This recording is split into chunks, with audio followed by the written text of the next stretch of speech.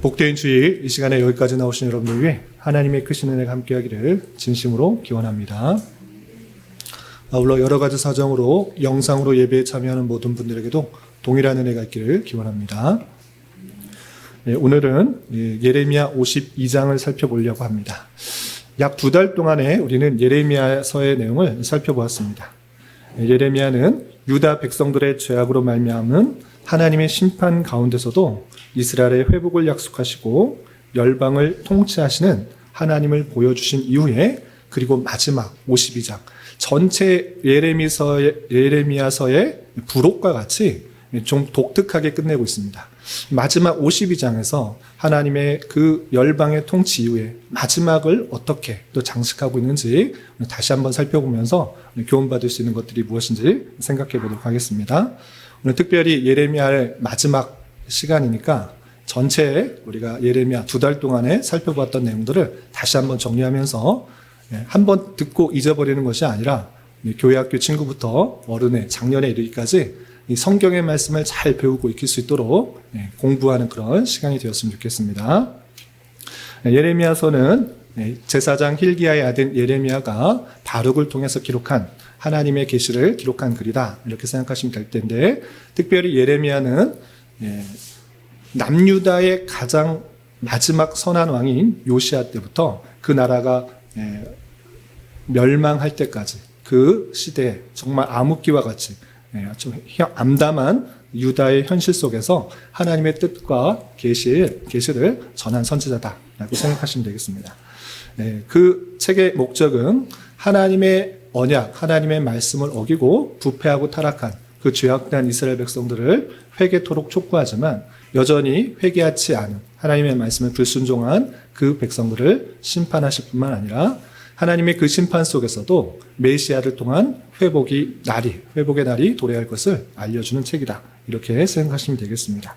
전체 52장을 이해를 돕기 위해서 세 부분을 나누면, 첫 번째 부분에서는 유다를 향한 책망과 경고, 다양한 죄악들을 들어서 그들이 잘못하고 죄악 가운데 있다는 것을 알려줄 뿐만 아니라, 또 그로 말미암아 두 번째 부분에서는 죄악으로 말미암아 하나님의 심판이 있을 것을 경고하는 것을 볼 수 있습니다.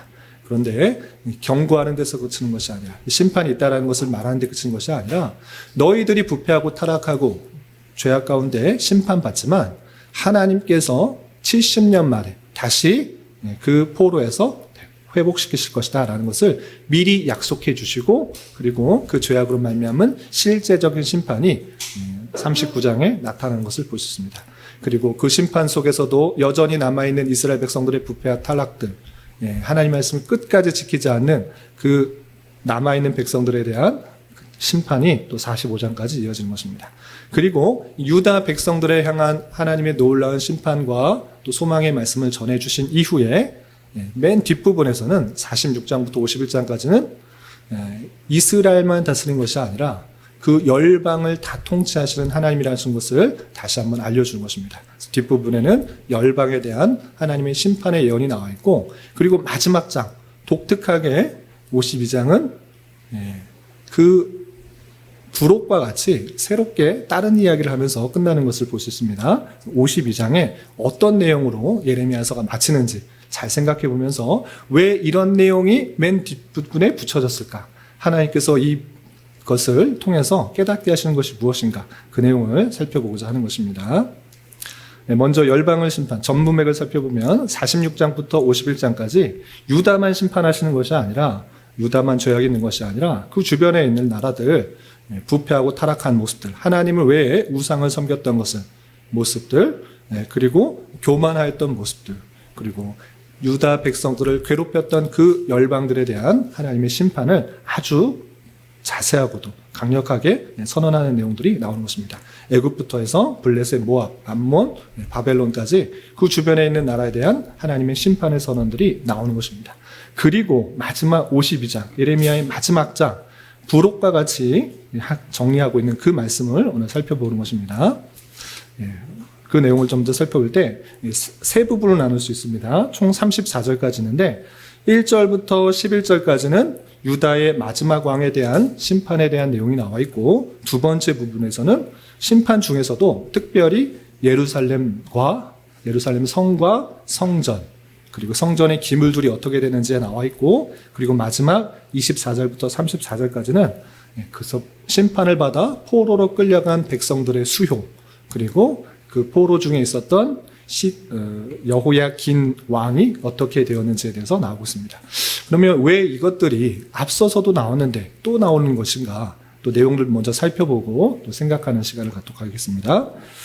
우선 1절부터 2절까지는 유다의 마지막 왕에 대한 통치 그리고 평가가 나오고 있습니다. 우리 예레미야 52장 1절 2절 같이 한번 읽어보겠습니다. 시작. 시드기야가 왕위에 오를 때 나이가 21세라. 예루살렘에서 11년 동안 다스리니라. 그의 어머니의 이름은 하무달이라. 림나인 예레미야의 딸이더라. 그가 여호야김의 모든 행위를 본받아 여호와 보시기에 악을 행한지라. 그리고 앞서서도 그 유다의 왕들에 대해서 설명을 했었는데 다시 한번 정리하는 것입니다. 유다의 마지막 왕인 시드기야 왕에 대해서 설명을 하고 있는 것입니다. 시드기야가 왕이 오를 때 21세 건장한 청년이었는데 11년 동안 다스렸다라고 표현하고 있습니다. 그런데 이 11년 동안 다스리는 이 통치 기간에 대한 하나님의 평가가 중요합니다. 하나님께 보시기에 선을 한 것이 아니라 악을 행했다라고 표현하고 있습니다. 그런데 그것을 덧붙여서 꾸며주셔서 설명하는 게 여호야김의 모든 행위를 본받았다라고 표현하고 있는데, 여호야김은 시드기야의 형인 것입니다. 형의 행위의 모든 그 잘못들을 그대로 본받아서 악을 행하여서 하나님 보시기에 악했다라고 평가하는 것을 볼 수 있습니다. 그리고 그 악한 것으로 말미암아 하나님의 심판의 내용으로서 전쟁이 일어났다라고 설명해 주고 있습니다. 계속해서 3절을 읽어보겠습니다. 시작. 여호와께서 예루살렘과 유다에게 진노하심이 그들 자기 앞에서 쫓아내시기까지 이르렀더라. 시드기야가 바벨론 왕을 배반하니라. 하나님의 보시기에 악을 행하였는데 그 악한 것으로 말미암아 하나님께서 진노하셨다. 하나님의 말씀을 순종해야 되는데 순종하지 않고 형처럼 똑같이 악을 행하는 그 모습으로 말미암아 하나님이 화가 나셨다. 진노하셨다. 어느 정도 화가 나셨는가? 하나님의 백성이면 하나님의 백성답게 그 백성을 그 앞에 두어야 되는데 자기 앞에서 쫓아내야겠다. 정말 보기 싫다. 화났다. 정말 보기 싫으니까 쫓아내야겠다라고 할 정도로 진노하셨던 것입니다. 그리고 결정적으로 그 시드기야 마지막 왕이 하나님께서 너가 살려면 바벨론 왕에게 항복해라, 순종해라, 따라라 이렇게 말했음에도 불구하고 그 말씀에 분순종하여서 바벨론 왕을 섬기는 척 하다가 배반하여서 이 바벨론의 그 느부갓네살 왕으로부터 공격을 당하게 되는 결정적인 이유에 대해서 설명하고 있습니다. 그리고 4절부터 11절까지 아주 자세하고 길게 바벨론 왕을 거절하고 배반하였기 때문에 맞게 되는 그 심판의 내용들을, 전쟁의 내용들이 자세하게 되어 있는데 이것은 예전에 저희가 살펴보았으니까 간단하게만 설명하겠습니다. 시드기야 왕 때 이 느부갓네살 왕이 그 왕이 배반한 것으로 인하여서 쳐들어온 것입니다. 수많은 군대를 데리고 쳐들어온 것입니다. 그래서 예루살렘 성, 요새와 같은 그 성을 완전히 둘러싸서 약 18개월 동안 둘러싼 것입니다. 그 안에 있는 사람들은 조금은 견딜 수 있지만 시간이 지나자 먹을 것이 없어졌던 것입니다. 그래서 너무나 배고픈 나머지 싸울 기력도 없는 것입니다. 그래서 우리가 살 길은 도망가는 일이다.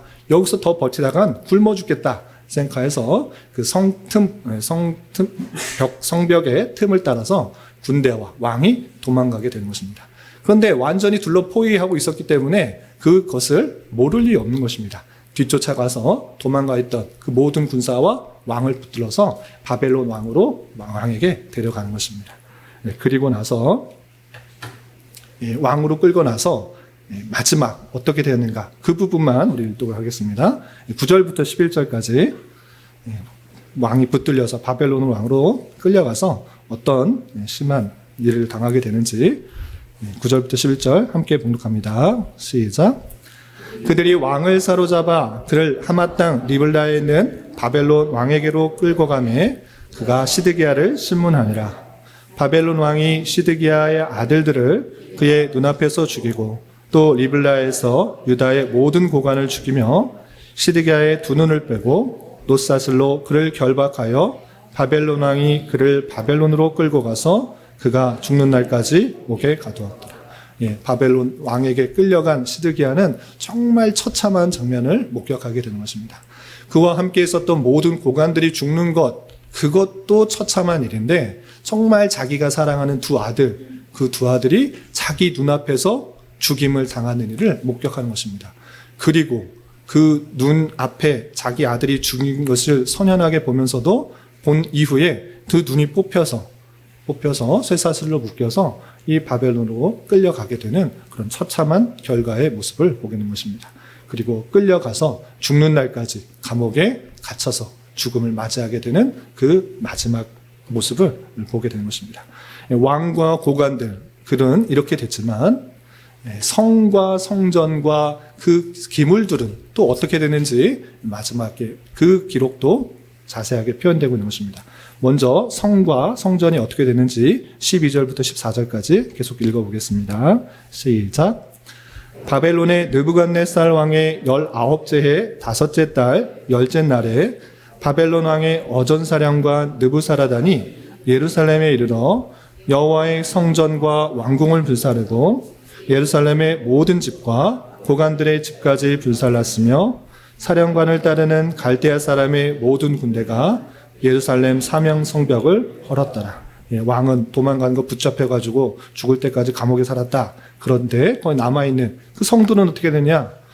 그 사령관이 성벽을 헐어버리고 그 왕궁과 성전을 다 불태우고 모든 집들, 고관 집들 할 것 없이 다 불태워서 황폐하게 만들어버린 처참하게 된 그 모습들을 보게 되는 것입니다.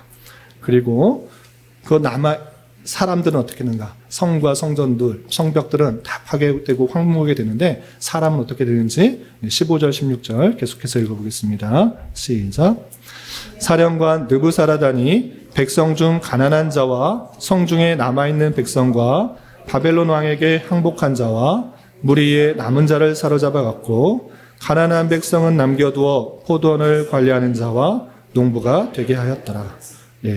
모두 남아있는 백성들, 좀 힘이 될 만한 사람들 또는 반역을 일으킬 것 같은 사람들 다 포로로 끌고 간 것입니다. 누구만 남았느냐? 가난하고 힘없는 사람, 빈천한 자, 정말 남아있어도 데려가도 아무런 도움이 되지 않을 것 같은 사람들, 그런 사람들만 남겨두어서 그것을 다스려서 포도원들 또 거기에 나와 있는 소출들을 가져갈 수 있도록 남겨두었다라고 하고 있습니다. 그리고 하나님의 임재의 표현이고 하나님께 예배하는 그 성전에 그 다양한 기물들이 완전히 다 약탈되어서 바벨론으로 가져가게 됨을 당했다라는 내용이 17절부터 23절까지 아주 자세하게 하나하나 다 설명해서 표현하고 있는데 시간 관계상 17절부터 19절까지만 같이 읽어보겠습니다. 시작.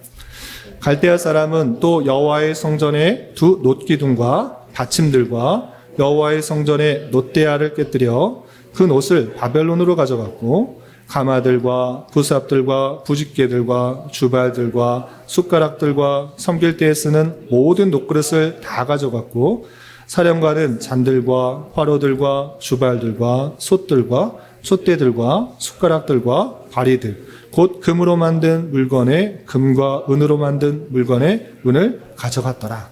뒤에도 더 가져간 것에 대해서 자세하게 설명하는데 어쨌든 성전에 돈이 될 것 아니 정말 보잘것 같은 거 하나하나 다 가져가서 약탈해서 바벨론으로 가져가게 당한 아주 심판의 극한 안타까움의 모습을 그려주고 있습니다.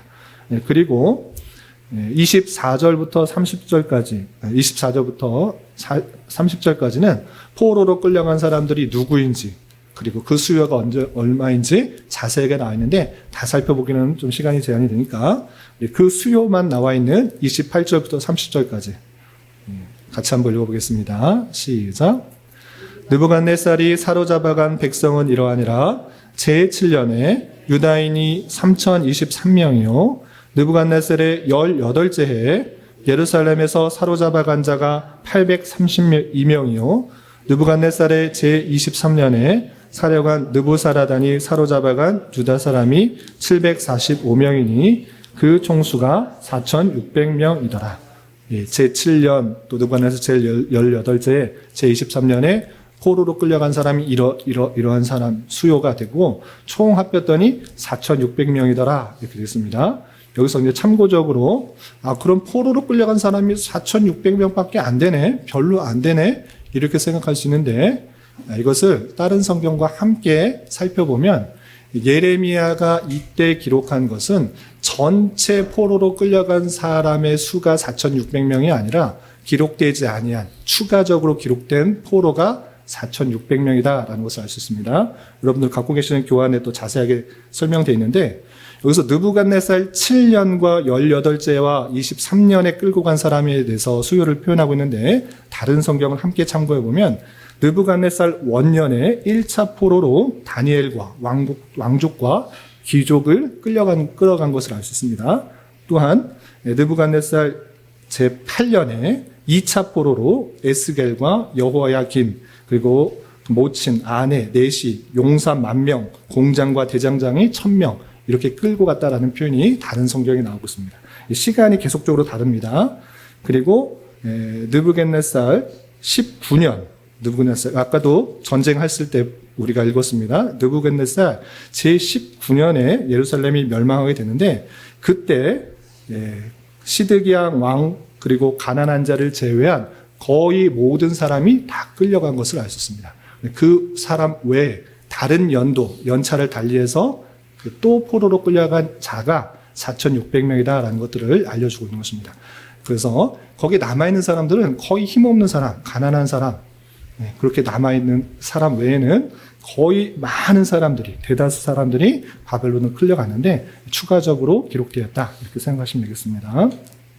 그런데 중요한 것은 그 수많은 사람들, 원래 다른 성경에 기록된 숫자 외에 더 4,600명이나 되는 숫자가 다 끌려갔는데 그 포로로 끌려간 가운데서도 하나님의 놀라운 은혜, 긍휼과 자비가 있다라는 것을 마지막 부분에 기록하면서 맞춰지고 있는 것입니다. 그 내용이 31절부터 34절까지 이렇게 기록되어 있습니다. 우리 마지막으로 31절부터 마지막 34절까지 함께 봉독합니다. 시작. 유다왕 여호야긴이 사로잡혀간 지 37년 곧 바벨론의 에윌 무로닥 왕의 즉위 원년 12째 달 25째 날 그가 유다의 여호야긴 왕의 머리를 두어 주었고 감옥에서 풀어 주었더라. 그에게 친절하게 말하고 그의 자리를 그와 함께 바벨론에 있는 왕들의 자리보다 높이고 그 죄수의 의복을 갈아입혔고 그의 평생 동안 항상 왕의 앞에서 먹게 하였으며 그가 날마다 쓸 것을 바벨론의 왕에게서 받는 정량이 있었고 죽는 날까지 종신토록 받았더라. 마지막 왕이었던 유다의 마지막 왕이었던 시드기야는 눈이 뽑혀고 쇠사슬에 묻혀서 포로로 끌려가서 죽는 날까지 오게 있다 죽었는데 이 여호야긴 왕은 누구냐? 시드기야 왕의 바로 전 왕인 것입니다. 그러니까 여호야긴 형의 아들, 조카의 조카인데 이 시드기야보다 바로 전에 왕을 다스렸지만 나라를 다스렸지만 3개월밖에 다스리지 못하고 이 바벨론으로 끌려갔는데 그곳에서 있던 여호야김이 이제 느부갓네살 왕이 죽고 나서 왕위로 올랐던 에윌 무로닥 왕이 즉위한 그 원년에 여호야긴 왕이 감옥에서 풀려나서 또 그와 함께 있는 바벨론 왕들의 자리보다 아주 높여주고 죄수의 옷을 입은 것이 아니라 좋은 옷을 입혀주고 또 왕과 항상 같이 먹을 수 있게 하고 좋은 것을 계속적으로 받는 그런 회복의 모습들을 보여주면서 끝나고 있는 것입니다.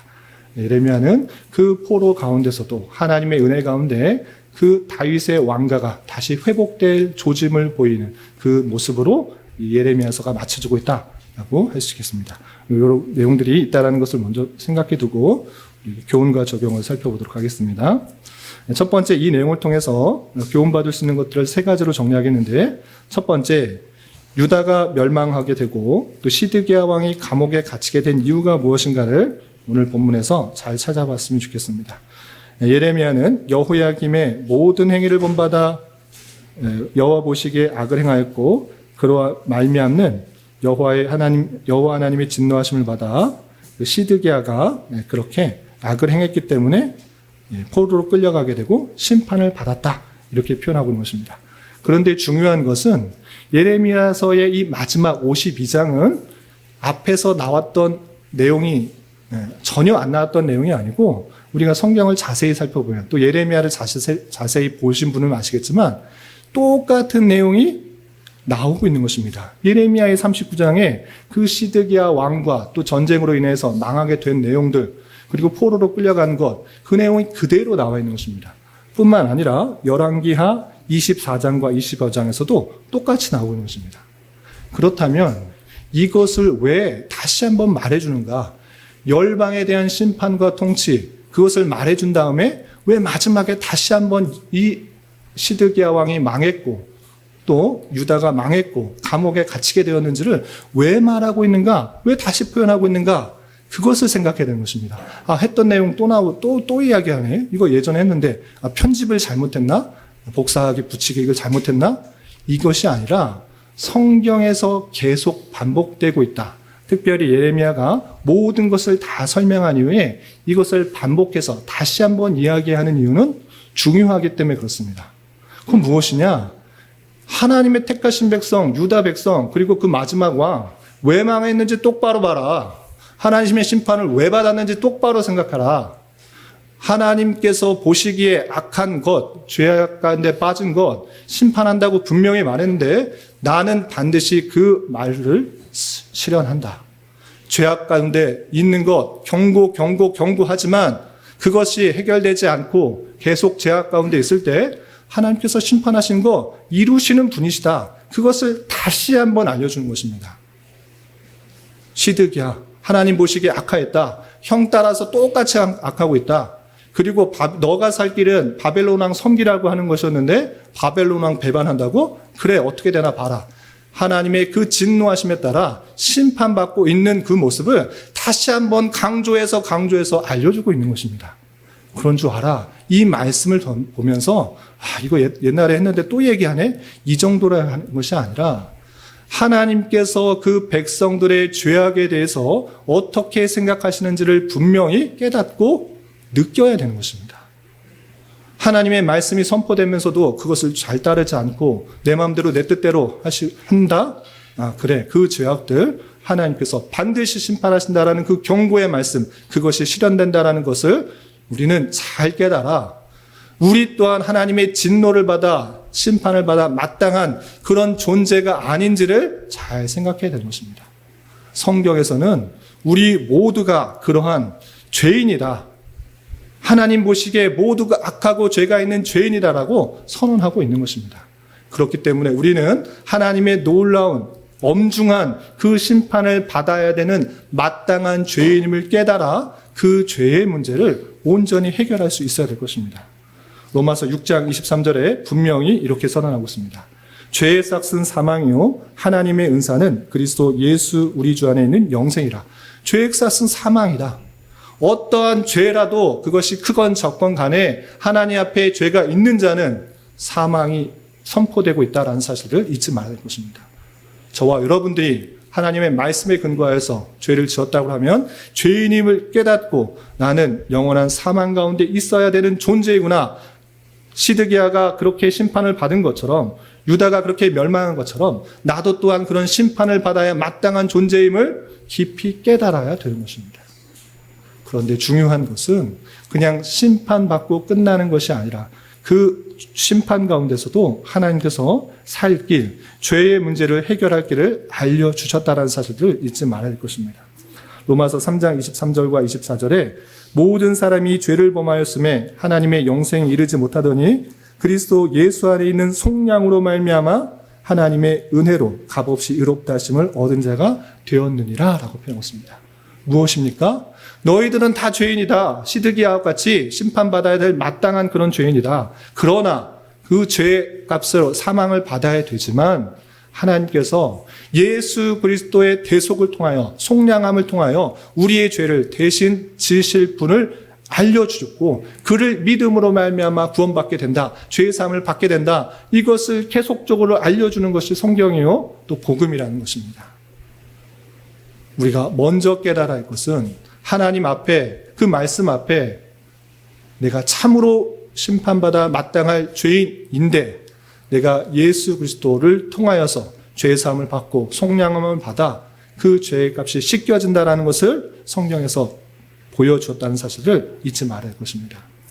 이런 말씀에 따라 예수 그리스도를 나의 죄를 위하여 십자가 대신 지시고 속량하시고 대속하신 구세주로 믿을 수 있는 저와 여러분 되시기를 진심으로 기원합니다. 이것이 선행되어야 되는 것입니다. 이것이 가장 중심이 되어야 되는 것입니다. 나는 심판받아야 마땅한 죄인이지만 내 죄를 위하여서 예수 그리스도께서 오셨고 그가 십자가에 달려 돌아가셨다는 사실로 인하여서 내 죄가 완전히 사해지고 용서함을 받았다는 사실들을 참으로 믿을 수 있어야 될 것입니다. 그런 저와 여러분 되시기를 주님의 이름으로 부탁을 드립니다. 두 번째 생각해야 될 것은 무엇이냐? 같은 심판의 내용인데 구체적으로 아주 자세하게 예루살렘 성 그리고 성전 그 기물들에 대해서 아주 자세하게 기록하고 있습니다. 성전에 남아있는 부삽 하나같이 다 돈이 될 것 다 빼앗아 가서 완전히 수탈당해버린 아무것도 남지 않는 그 성전의 모습을 우리는 살펴볼 수 있었습니다. 이것을 통해서 생각해야 되는 것은 무엇이냐? 아니 하나님의 임재요 하나님의 능력의 상징인 그 성전 그리고 성전의 기물 완전히 불타버리고 다 빼앗기는 것 그것을 통해 우리는 느껴야 되는 것이 있는 것입니다. 그것은 무엇이냐?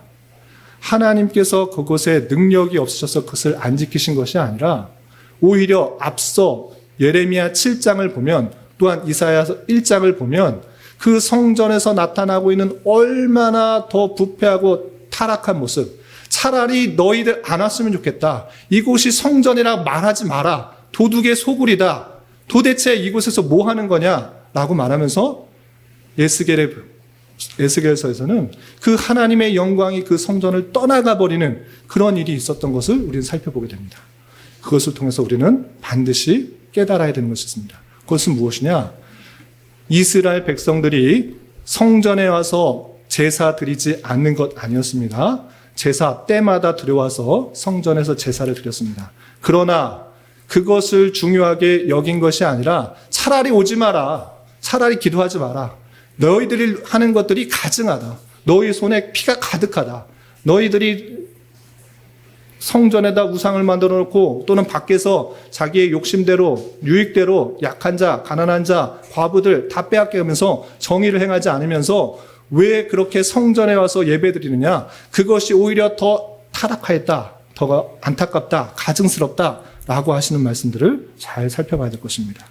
이 내용을 통하여서 우리는 단순히 성전에 나와서 예배드리고 종교의식을 하는 것이 중요한 것이 아니라 그 종교의식을 하는 것보다 더 중요한 것은 하나님의 말씀대로 살아가는 삶, 그것이 훨씬 더 중요하다는 것을 우리는 깨달게 되는 것입니다.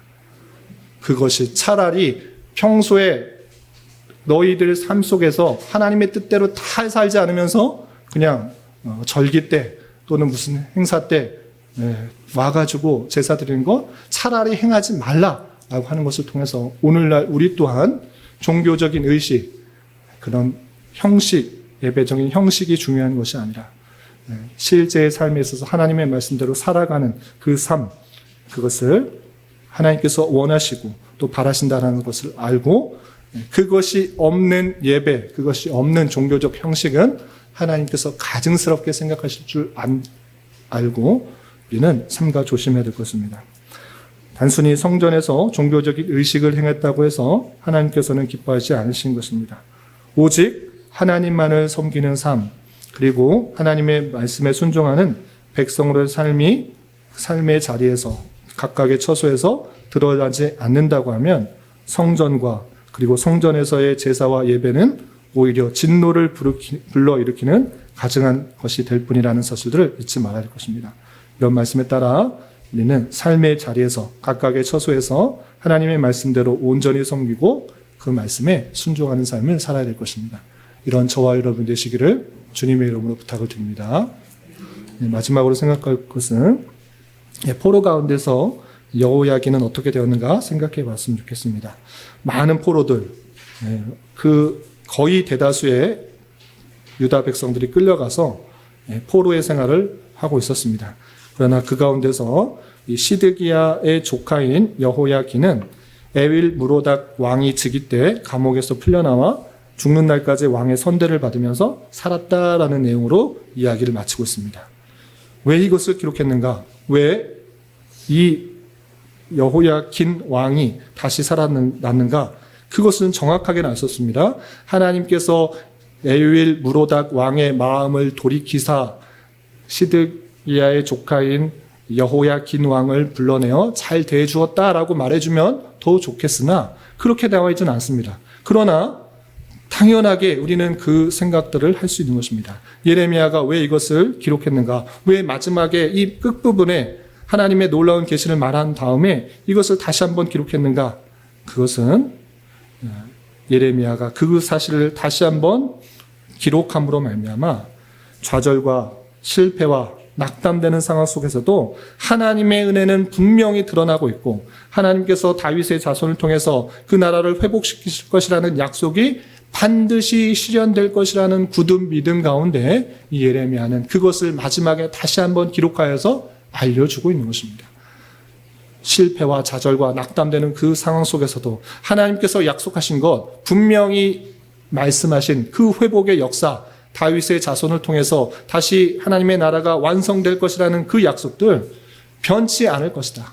봐라, 지금 여호야긴 왕이 다시 포로에서 회복되는 것과 같이 그 약속들은 변치 않을 것이기 때문에 너희들이 어떤 상황들에 있을지라도 낙담하고 좌절하는 것이 아니라 하나님의 놀라운 그 은혜와 자비와 긍휼과 그 말씀을 이루시는 놀라운 은혜들을 기억해보며 견딜 수 있도록 소망을 주고 있는 말씀이라 생각할 수가 있는 것입니다. 우리 또한 우리의 죄와 연약함 또는 우리를 훈련시키고 연단시키기 위해서 만나게 되는 다양한 심판과 같은 어려운 상황들이 있을 것입니다. 그럴 때 낙담하고 좌절하는 데 그치지 말고 하나님의 영원하신 약속을 기억하며 때마다 피할 길을 주시고 또 우리를 쉴 만한 물가로 인도하시는 하나님의 손길을 깊이 체험하는 자가 되어야 될 것입니다. 이런 저와 여러분이 되시기를 주님의 이름으로 부탁을 드립니다. 기도하겠습니다. 하나님 아버지 감사합니다. 오늘 말씀을 통하여 죄악된 예루살렘에 대한 심판으로 성과 성전의 파괴 그리고 백성들이 포로로 끌려가는 말씀을 살펴보았습니다.